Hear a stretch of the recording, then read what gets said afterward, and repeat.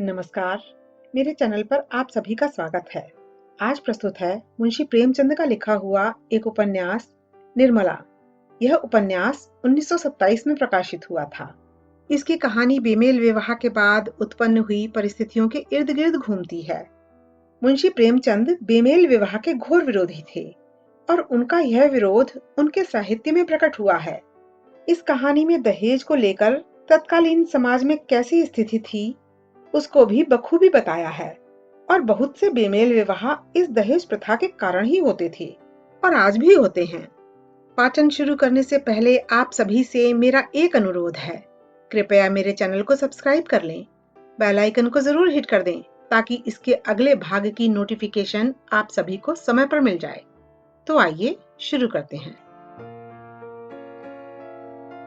जब कोई बात हमारी आशा के विरुद्ध होती है, दुख तभी होता है।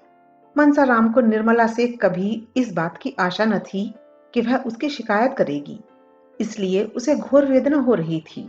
वह क्यों मेरी शिकायत करती है, क्या चाहती है? यही ना कि वह मेरे पति की कमाई खाता है, इसके पढ़ाने लिखाने में रुपए खर्च होते हैं, कपड़ा पहनता है। उनकी यही इच्छा होगी कि यह घर में ना रहे, मेरे ना रहने से उनके रुपए बच जाएंगे। वह मुझसे बहुत प्रसन्न चित्त रहती हैं। कभी मैंने उनके मुंह से कटु शब्द नहीं सुने। क्या यह सब कौशल है? हो सकता है चिड़िया को जाल में फंसाने से पहले शिकारी दाने बिखेरता है। मैं नहीं जानता था कि दाने के नीचे जाल है। यह मात्र स्नेह केवल मेरे निर्वासन की भूमिका है।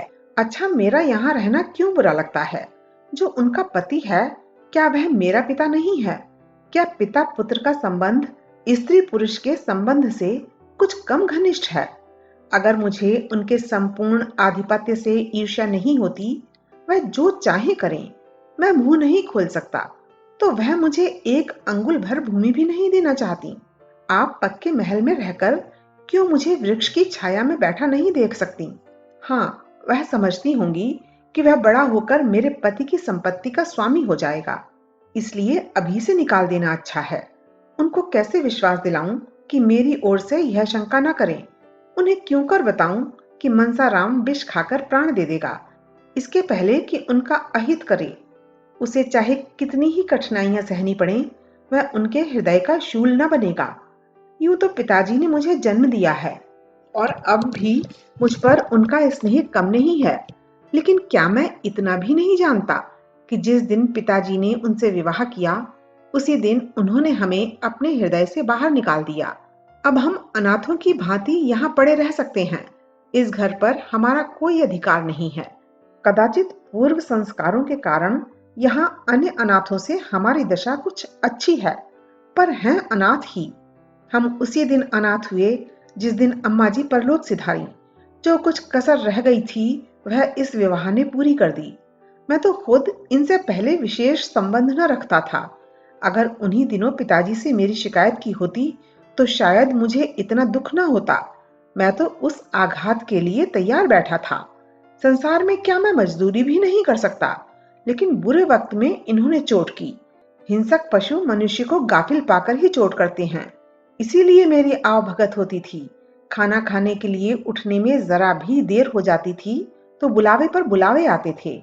जलपान के लिए प्रातः हलवा बनाया जाता था। बार बार पूछा जाता था, रुपयों की जरूरत तो नहीं है? इसीलिए वह 100 रुपयों की घड़ी मंगवाई थी।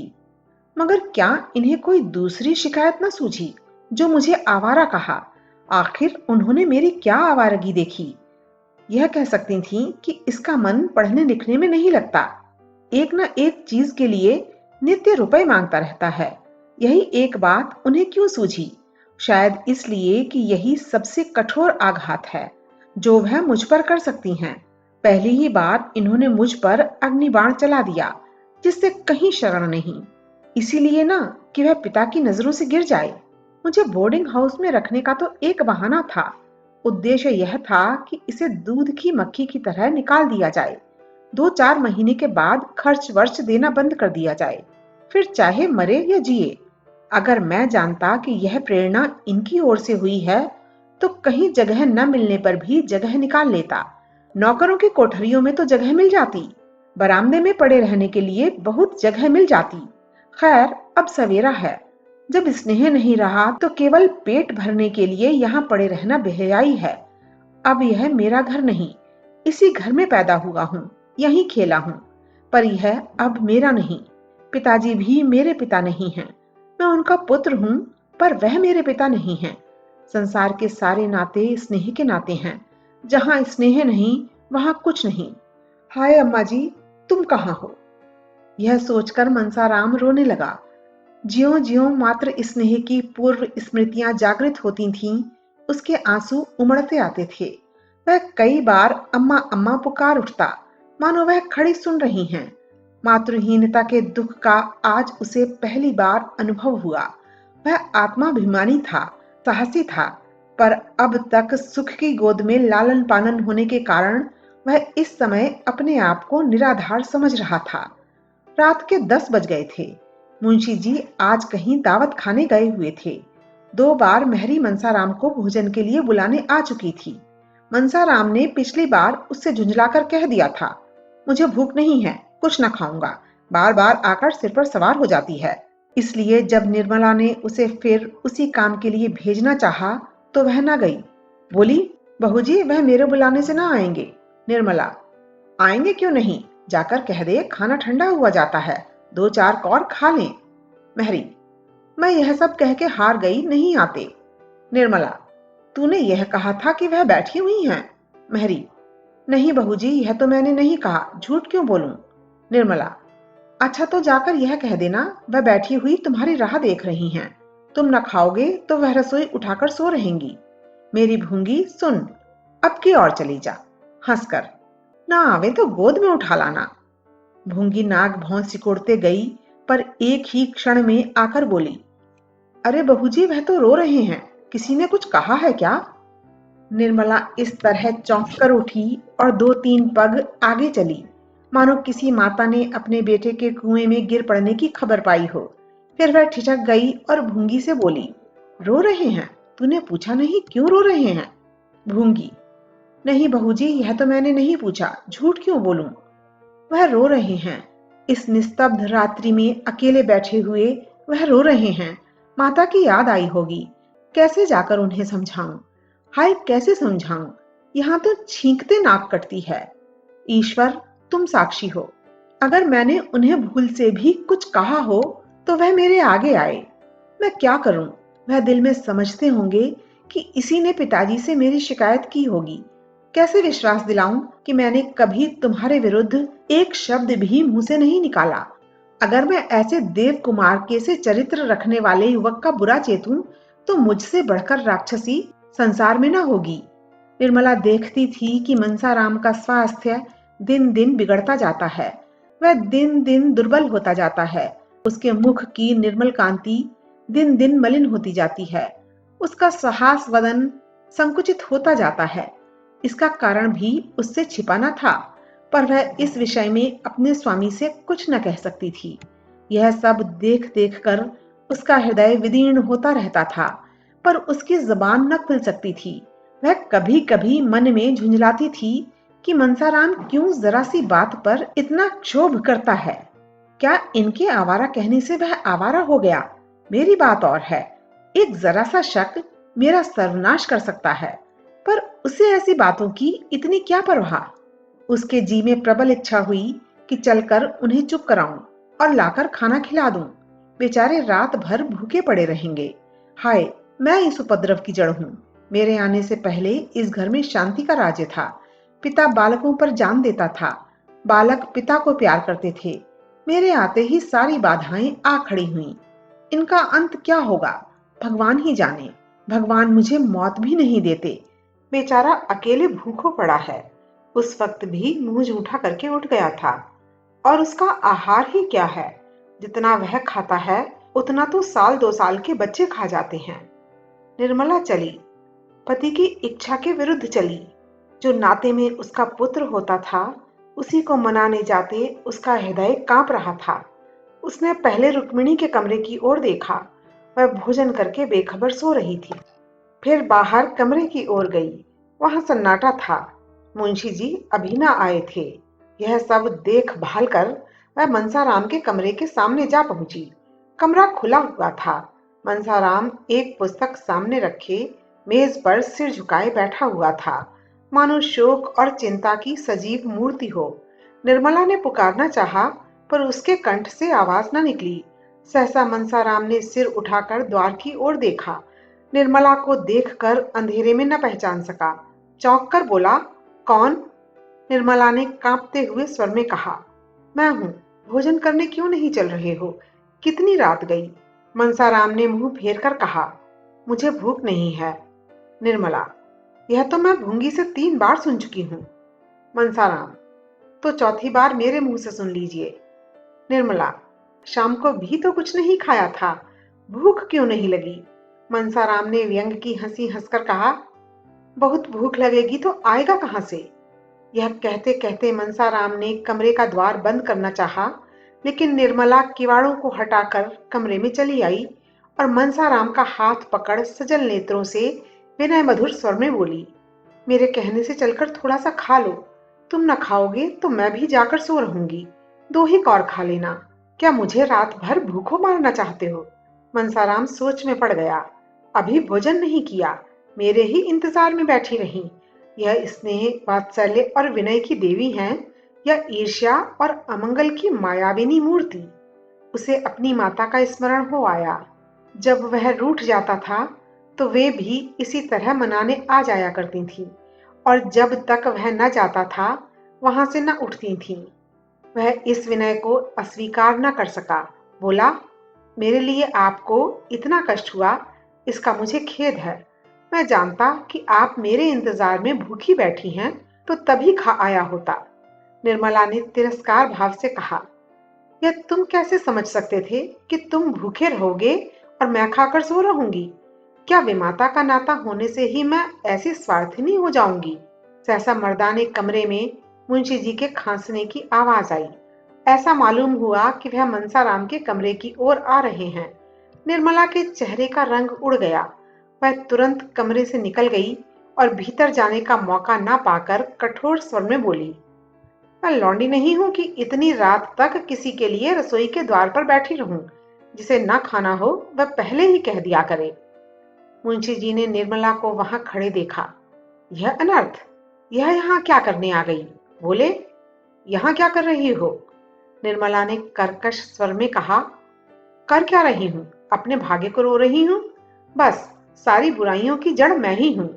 कोई उधर रूठा है, कोई इधर मुंह फुलाए खड़ा है। किस किस को मनाऊं और कहां तक मनाऊं? मुंशी जी कुछ चकित होकर बोले, क्या बात है? निर्मला, भोजन करने नहीं जाते और क्या बात है? 10 दफे मेहरी भेजी, आखिर आप दौड़ी आई। इन्हें तो कह देना आसान है मुझे भूख नहीं है। यहाँ तो घर भर की लौंडी हूं, सारी दुनिया मुंह में कालिख पोतने को तैयार। किसी को भूख ना हो, पर कहने वालों को यह कहने से कौन रोकेगा कि पिशाचिनी किसी को खाना नहीं देती? मुंशी जी ने मनसाराम से कहा, खाना क्यों नहीं खा लेते जी? जानते हो क्या वक्त है? मनसाराम स्तब्ध सा खड़ा था। उसके सामने एक ऐसा रहस्य हो रहा था जिसका मर्म वह कुछ भी न समझ सकता था।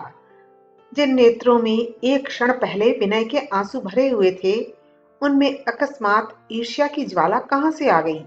जिन अधरों से एक क्षण पहले सुधा वृष्टि हो रही थी, उनमें से विष प्रवाह क्यों होने लगा? उसी अर्ध चेतना की दशा में बोला, मुझे भूख नहीं है।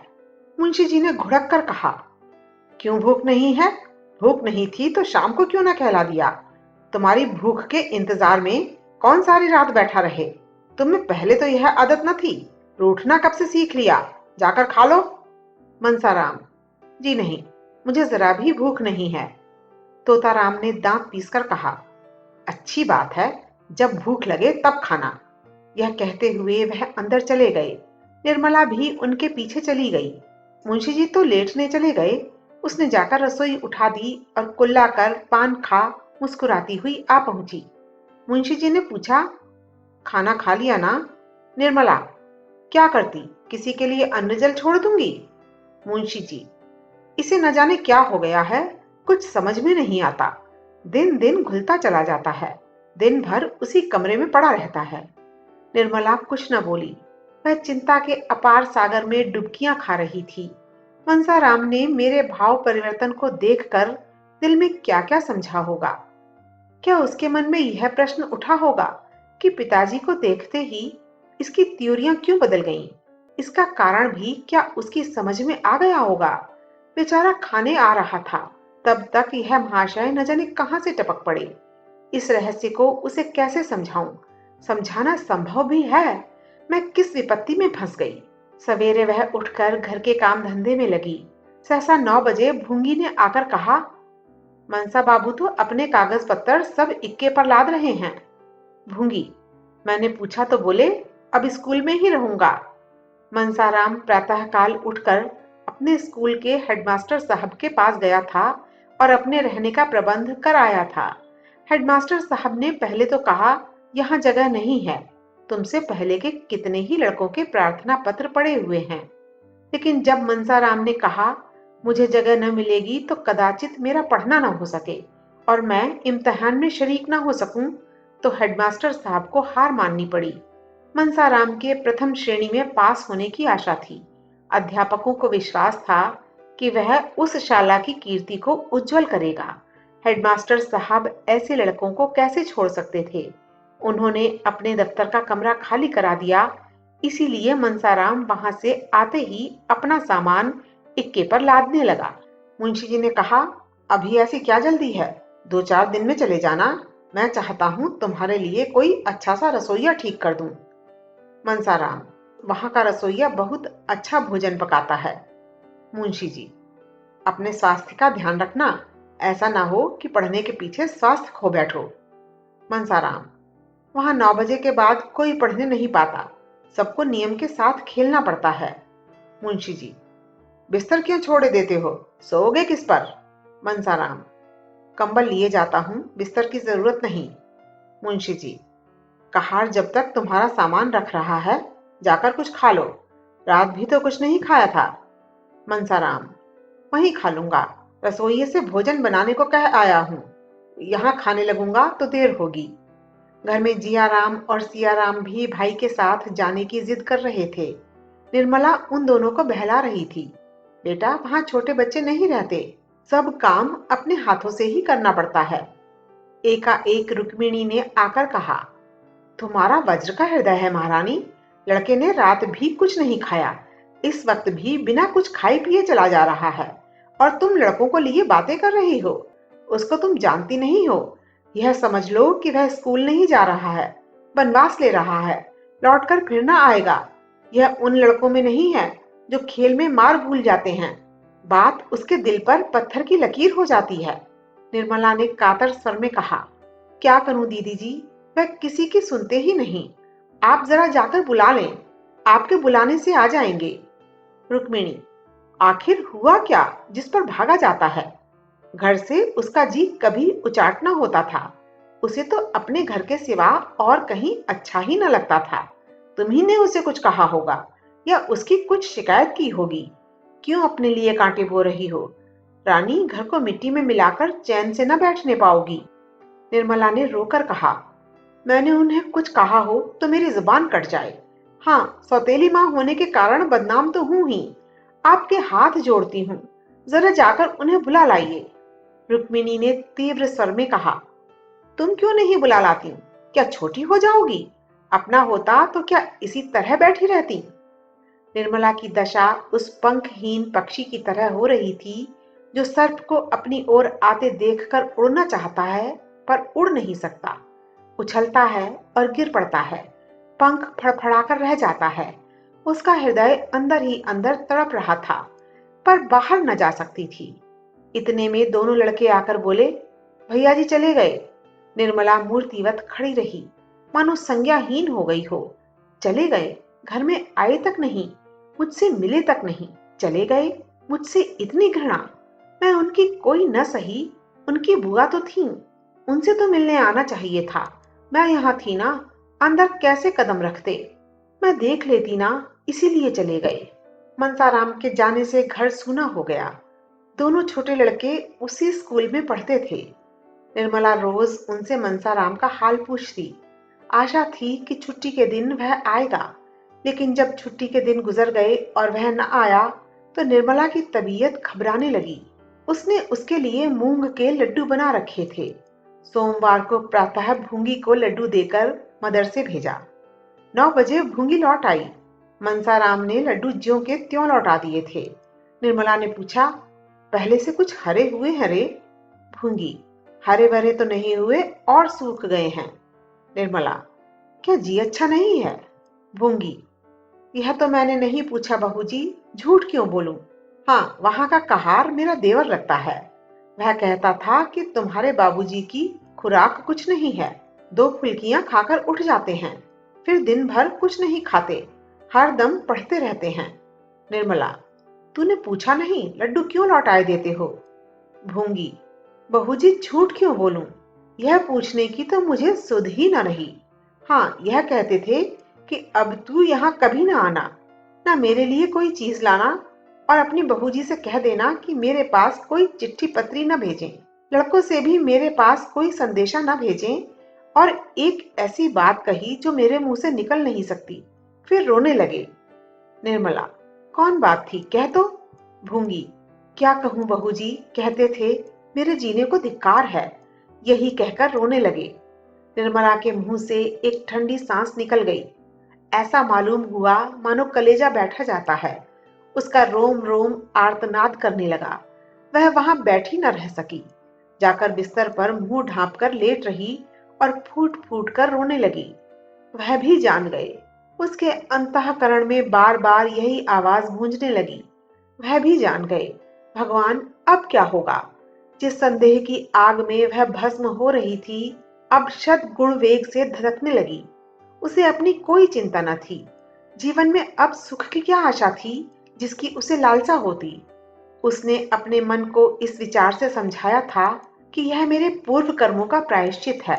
कौन प्राणी ऐसा निर्लज्ज होगा जो इस दशा में बहुत दिन जी सके? कर्तव्य की बेदी पर उसने अपना जीवन और अपनी सारी कामनाएं होम कर दी थीं। हृदय रोता रहता था, पर मुंह पर हंसी का रंग भरना पड़ता था। जिसका मुंह देखने को जी न चाहता था, उसके सामने हंस हंस कर बातें करनी पड़ती थीं।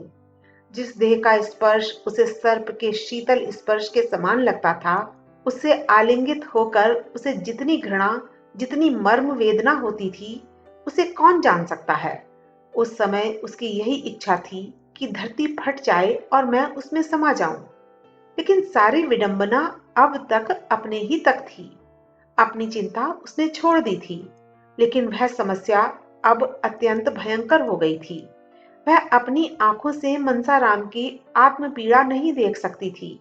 मनसाराम जैसे मनस्वी साहसी युवक पर इस आक्षेप का जो असर पड़ सकता था, उसकी कल्पना ही से उसके प्राण कांप उठते थे। अब चाहे उस पर कितने ही संदेह क्यों न हो, चाहे उसे आत्महत्या ही क्यों न करनी पड़े, पर वह चुप नहीं बैठ सकती।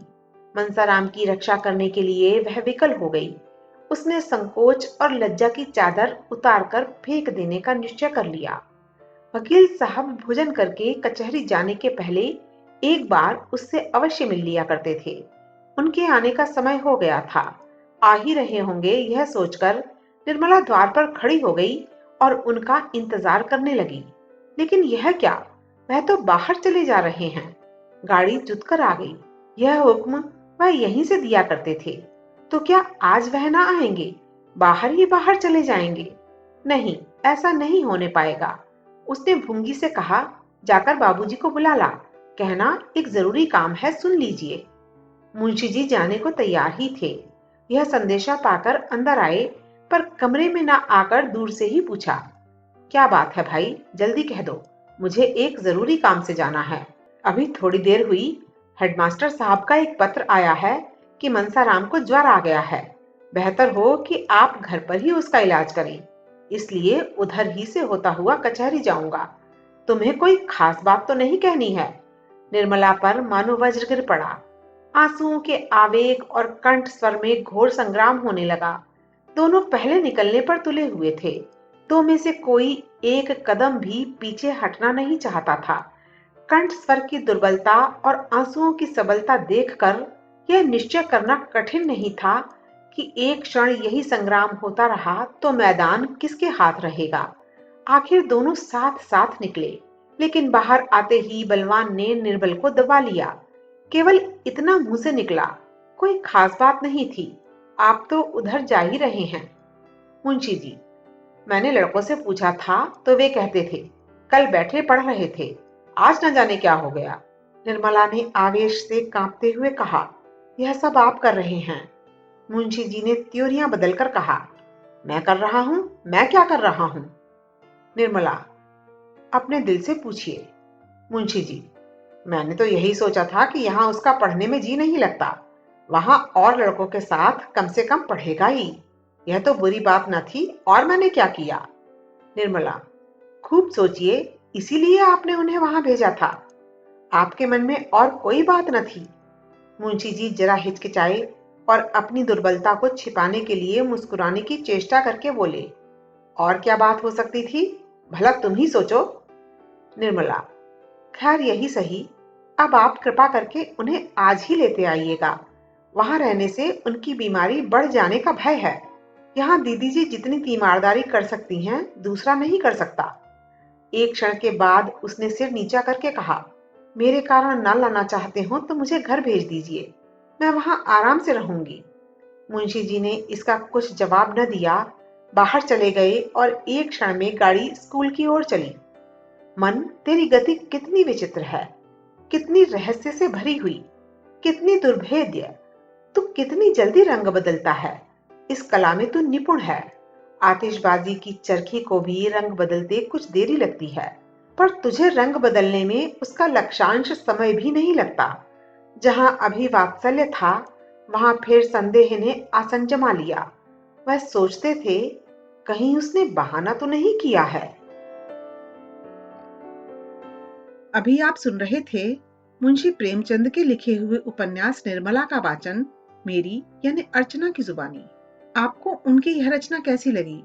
कृपया कमेंट करके बताएं। अच्छी लगी तो लाइक करें, शेयर करें तथा यह भी बताएं कि मुंशी प्रेमचंद की अन्य कौन सी रचनाएं आप सुनना चाहते हैं।